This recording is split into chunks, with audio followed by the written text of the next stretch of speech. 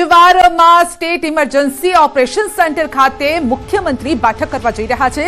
સરહદી જિલ્લાની સ્થિતિની સમીક્ષા કરવા જઈ રહ્યા છે મુખ્યમંત્રી। જિલ્લાઓમાં સ્થિતિ અંગે તેઓ સમીક્ષા કરશે, ચર્ચા કરશે। ગૃહ રાજ્યમંત્રી, સિનિયર અધિકારીઓ આ મીટિંગમાં ઉપસ્થિત રહેશે અને ગઈકાલ રાતથી જ કંટ્રોલ રૂમ પણ ગાંધીનગરમાં બનાવવામાં આવ્યો છે અને ત્યાંથી અલગ અલગ સૂચનાઓ પણ આપવામાં આવી રહી છે। ખાસ કરીને ઇમરજન્સી સેવાઓ અંગે આ સૂચના આપવામાં આવી રહી છે। રાત્રે જ અમે આપને જણાવ્યું હતું કે 75 જેટલી એમ્બ્યુલન્સ જે સીમાવર એટલે સરહદી જે વિસ્તારો છે ત્યાં મોકલવામાં આવી છે। 15 જેટલી એમ્બ્યુલન્સ જે છે બનાસકાંઠામાં ત્યાં મોકલવામાં આવી છે, કારણ કે જે રીતે બનાસકાંઠામાં પણ ડ્રોનથી હુમલો થયો હતો ત્યારબાદ સતર્કતા વધારી દેવાઈ છે અને એટલા માટે જ આ જે બેઠક છે અતિ મહત્વની છે। ગુજરાતમાં કઈ રીતે અલર્ટ મોડ પર જે ટીમો છે તે અંગે આ સમીક્ષા કરવામાં આવી રહી છે। કઈ પરિસ્થિતિનું નિર્માણ થાય તો કઈ મદદ પહોંચાડી શકાય તે અંગે પણ આ બેઠકમાં ચર્ચા કરવામાં આવશે। અને થોડા સમય પહેલા જ જે રીતે વાત કરવામાં આવી કે પોલીસ હોય, આ સાથે જ મહેસૂલ વિભાગ હોય કે પછી સરકારી કર્મચારીઓ છે, તમામની રજાઓ રદ કરી દેવામાં આવી છે, કારણ કે અત્યારે જે જરૂર છે મેન પાવરની જરૂર છે, ડિસિઝનની જરૂર છે। વધુ અપડેટ મેળવીશું સંવાદદાતા ગીતા પાસેથી। જી ગીતા, ખાસ કરીને આ બેઠક મુખ્યમંત્રીની આગેવાનીમાં કોણ કોણ તેમાં ઉપસ્થિત રહેશે અને જે પણ ઉપસ્થિત રહેશે તેની ખાસ કરીને જે પ્રેઝન્સ હશે એ કેટલા મહત્વની રહેશે? જી, અહીંયા તમામ ઉચ્ચ અધિકારીઓ ઉપસ્થિત રહ્યા છે। હાલ ગૃહપ્રધાન હર્ષ સંઘવી તેમજ સિનિયર આઈએએસ અધિકારીઓ સ્ટેટ ઇમરજન્સી સેન્ટર ખાતે પહોંચી ચૂક્યા છે। રાજ્યના ડીજીપી પણ હાજર છે, વિકાસ સહાય પણ હાજર છે। આ તમામ લોકો વિડીયો કોન્ફરન્સથી રાજ્યના અન્ય જિલ્લાઓના ઉચ્ચ અધિકારીઓ સાથે જોડાઈને તમામ જે સરહદી જિલ્લા છે તેની સ્થિતિની સમીક્ષા કરશે। શ્રી મુકેન્દ્રભાઈ પટેલની આગેવાનીમાં આ તમામ આપાતકાલીન બેઠક મળશે। સેનાના ત્રણેય પાંખોના અધિકારીઓ પણ આ બેઠકમાં ઉપસ્થિત રહ્યા છે। જી, જે આ બેઠકનું આયોજન કરવામાં આવ્યું છે, શું એ બેઠક પૂર્ણ થયા બાદ કોઈ બ્રીફિંગ પણ આપવામાં આવશે કે બેઠકમાં કયા મુદ્દે ચર્ચા કરવામાં આવી છે, આ અંગે કઈ અપડેટ? જી બિલકુલ, આ મુદ્દે મીડિયા સાથે બ્રીફિંગ કરવામાં આવશે કે શું શું ચર્ચા થઈ, કયા પ્રકારની સૂચનાઓ આવી। પરંતુ સૂત્રોનું માનીએ તો ન્યૂઝ 18 ઉચ્ચ અધિકારીઓ સાથે જે વાતચીત કરી છે તે મુજબ રાજ્ય સરકાર નથી ઈચ્છતી કે પ્રજા કોઈ પણ પ્રકારના પેનિકમાં આવે। આ જે કંઈ પણ તૈયારીઓ છે તે માત્ર ને માત્ર આગોતરા આયોજન રૂપે છે। ક્યારેક એવું બનતું હોય છે સંધ્યા કે ઊંઘતા ઝડપાઈ જવાય તેવી સ્થિતિ સર્જાય, ઊંઘતા ન ઝડપાય તે માટે તંત્રને સાબદું કરવામાં આવ્યું છે, એલર્ટ કરવામાં આવ્યું છે। જે કોઈ પણ પગલાં લીધા છે, ગઈકાલે જે બ્લેકઆઉટના પગલાં લીધા સરહદી વિસ્તારોમાં, તે પણ આગોતરા આયોજનના ભાગરૂપે છે કે અનિચ્છનીય ઘટનાઓ ન ઘટે। એટલે હાલ જે સમીક્ષા કરવાના છે તે સરહદી જિલ્લાના જે વહીવટી અધિકારીઓ છે, પોલીસ અધિકારીઓ છે, તેની સાથે સીધી વિડીયો કોન્ફરન્સથી વાતચીત થશે। ત્રણેય સેનાના જે અધિકારીઓ છે, ઉચ્ચ અધિકારીઓ છે, તે હાલ અહીંયા બેઠકમાં ઉપસ્થિત રહ્યા છે। સીએમ સીધી વાતચીત કરશે તમામ સાથે। પરંતુ મેં પહેલા પણ આપને કહ્યું કે લોકોએ કોઈ પણ પ્રકારે પેનિક થવાની જરૂર નથી। ગુજરાતમાં તંત્ર સાબદું છે, પોલીસ એલર્ટ છે, તમામ જે મહેસૂલ, આરોગ્ય અને પોલીસ અધિકારીઓ છે તેની રજાઓ રદ છે। આ જે તમામ પગલાઓ હાલ લેવાઈ રહ્યા છે, પછી ઓનલાઈન સમીક્ષા હોય, વિડીયો કોન્ફરન્સ હોય કે અધિકારીઓને માર્ગદર્શન આપવાની વાત હોય, તે આયોજનના ભાગ સ્વરૂપ છે। હાલ ગુજરાતમાં તમામ જે સ્થિતિ છે, પછી તે સરહદી વિસ્તારોની હોય કે અન્ય, તે સંપૂર્ણપણે કંટ્રોલમાં છે। ગઈકાલે રાત્રે પણ હર્ષ સંઘવી જે ગૃહપ્રધાન છે તેઓએ અધિકારીઓ સાથે વિડીયો કોન્ફરન્સથી સમીક્ષા કરી હતી। આજે પણ તેઓ આ બેઠકમાં પહોંચ્યા છે। સીએમ પણ લગાતાર ફોનથી સંપર્કમાં છે અને નિગરાની રાખી રહ્યા છે સીએમ હાઉસથી।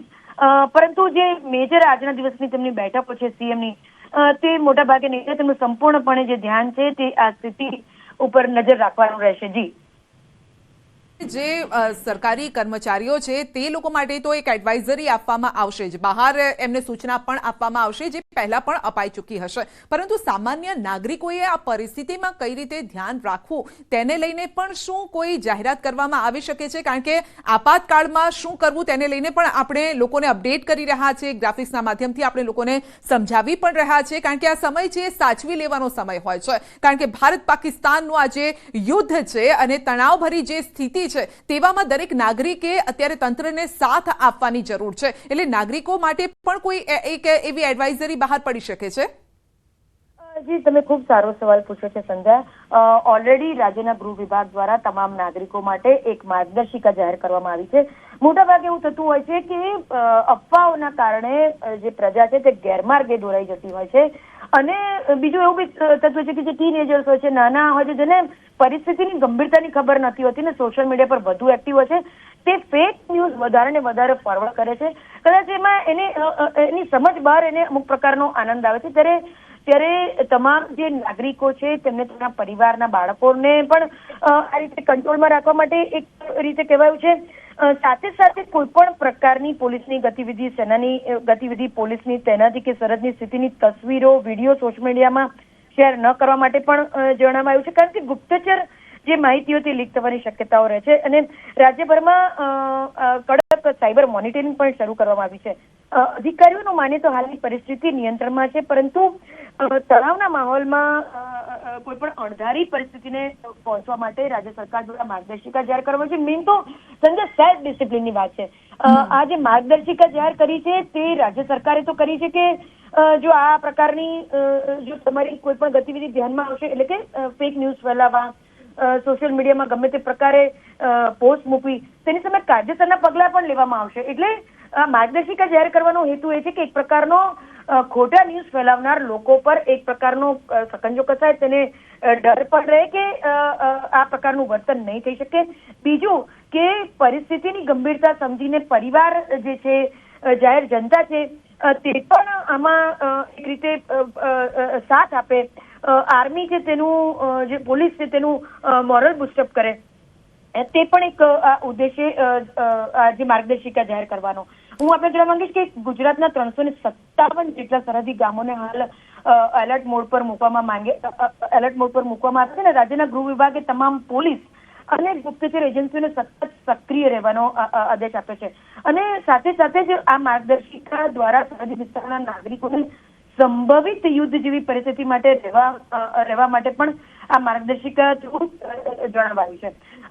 હું જણાવવા માંગીશ કે બિલકુલ, આપનો આભાર અમારી સાથે જોડાવા બદલ, કારણ કે સતત અપડેટ આપણી પાસે આવી રહ્યું છે અને સીધા દ્રશ્યો અમે જે આપને બતાવી રહ્યા છે. મુખ્યમંત્રી એક સ્ટેટ ઇમરજન્સી આ જે બેઠક છે તે કરી રહ્યા છે, અને જેમાં આપ જોઈ શકો છો કે ગૃહ રાજ્યમંત્રી ત્યાં ઉપસ્થિત છે, પોલીસના અલગ અલગ જે અધિકારીઓ છે તે પણ ઉપસ્થિત છે, આ સાથે સચિવો પણ છે, અને અલગ અલગ લેવલે જ્યાં તૈયારીઓ કરવાની છે તમામ લોકોને આ બેઠકમાં આ બોલાવવામાં આવ્યા છે, અને કઈ રીતે આ જે પરિસ્થિતિ અત્યારે છે, તણાવભરી પરિસ્થિતિ છે, તેને પહોંચી વળવા માટે કઈ તૈયારીઓની જરૂર અત્યારે પડી રહી છે તે અંગે આ ચર્ચા કરવામાં આવી રહી છે. આ સાથે જ તમામ જે બોર્ડરના એરિયાઝ છે, સીએની પરીક્ષા રદ કરાઈ છે, કારણ કે હાલનો જે સમય છે અનેક એક્ઝામ્સનું આયોજન કરવામાં આવ્યું છે, અને તેવામાં સીએની પરીક્ષા જે યોજાવાની હતી તેને રદ કરવામાં આવી છે. તણાવભરી સ્થિતિને ધ્યાને રાખીને આ નિર્ણય લેવાયો છે. હવે ક્યારે આ પરીક્ષા લેવાશે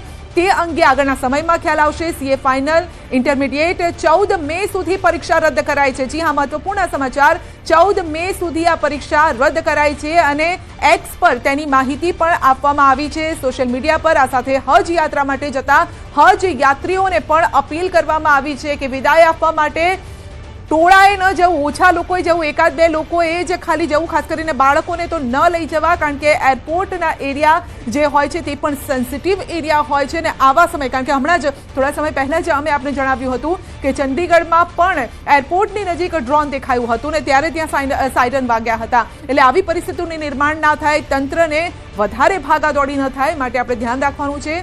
જ્યારે હજ યાત્રીઓને કોઈ મૂકવા જઈ રહ્યું છે, તેમને સી ઓફ કરવા જઈ રહ્યું છે, તો એક બે લોકો જાય, ને ખાસ કરીને તેમાં બાળકોને તો બિલકુલ ન લઈ જાય. સાથે જ જે એરપોર્ટ પર જે જતા હોય, કારણ કે લોકોની ફ્લાઇટ હશે, જે લોકોની બુકિંગ પણ હશે, તો તેઓએ પણ 3 થી 4 કલાક વહેલા ત્યાં જવા માટે કહેવામાં આવ્યું છે। એરપોર્ટની સુરક્ષામાં પણ વધારો કરાયો છે। હરિયાણા પંચકુલામાં સવારે સાયરન વાગ્યું હતું। ફક્ત ચંદીગઢ નહીં, હરિયાણામાં પણ પંચકુલામાં વાગ્યું હતું। 9:30 વાગે આ સાયરન વાગ્યું હતું। પંચકુલાના ડેપ્યુટી કમિશનરને સૂચના આપી હતી જરૂરી કામ હોય તો જ ઘરથી બહાર નીકળો, કારણ કે અત્યારનો આ સમય છે, ક્રિટિકલ આ સમય છે ને શૈક્ષણિક સંસ્થાઓ પણ કાલે પણ બંધ રહેશે। આજે તો બંધ છે જ, આવતીકાલે પણ બંધ રહેશે। હરિયાણા પંચકુલાની વાત કરી રહ્યા છે, જ્યાં સાયરન વાગ્યું હતું। તણાવભરી આ પરિસ્થિતિ, સવારે 9:30 વાગે આ સાયરન વાગ્યું હતું અને ત્યાં ગુરુવારે મોડી રાતથી જ પાકિસ્તાની સેનાએ ફરી એકવાર પૂંછ શહેરને નિશાન બનાવ્યું તો ભારે ગોળીબાર કર્યો અને જેમાં એકનું મોત થયું છે। આ એક દુઃખદ સમાચાર છે। 3 ઘાયલ થયા છે। ઘણા ઘર અને વાહનોને પણ નુકસાન પહોંચ્યું છે। તો પંજાબના પઠાણકોટમાં સૌથી મોટું આ સર્ચ ઓપરેશન પણ અહીંયા ચાલી રહ્યું છે। પંજાબ પોલીસ સર્ચ ઓપરેશન કરી છે કે ક્યાંય એવા આતંકવાદીઓ છુપાયેલા ન હોય અથવા તો પાકિસ્તાનને મદદ કરતા હોય તેવા લોકો છુપાયેલા ન હોય। આપ જોઈ શકો છો કઈ રીતે પંજાબ પોલીસ સર્ચ કરી રહી છે। સૌથી મોટું પઠાણકોટમાં સૌથી મોટું સર્ચ ઓપરેશન, કારણ કે પંજાબમાં મોટાભાગનો જે વિસ્તાર છે ખેતરનો પણ વિસ્તાર છે અને એમાં પણ જે થોડોક જંગલ પ્રકારનો જ્યાં વિસ્તાર જોવા મળી રહ્યો છે ત્યાં આ પ્રકારના આતંકવાદીઓ આશરો લઈને ન બેઠા હોય તેને લઈને પણ આ સર્ચ ઓપરેશન ચાલી રહ્યું છે। કારણ કે અત્યારે જ્યારે પાકિસ્તાન હવે કંઈ જ નહીં કરી શકે ત્યારે આતંકીઓને મોકલશે અને જો તે પણ ન થાય તો એ સ્લીપર સેલને પણ એક્ટિવ કરતા હોય છે, જે ભૂતકાળમાં આપણે એ પ્રકારના એક્ઝામ્પલ જોયા છે। એટલે કોઈ પણ અહીંયા ચૂક ભારત સરકાર કરવા નથી ઈચ્છતી કે પછી સ્ટેટની સરકાર પણ નથી કરવા ઈચ્છતી અને માટે જ પંજાબ સરકારના 10 મંત્રીઓ સરહદની મુલાકાત પણ લેવાના છે।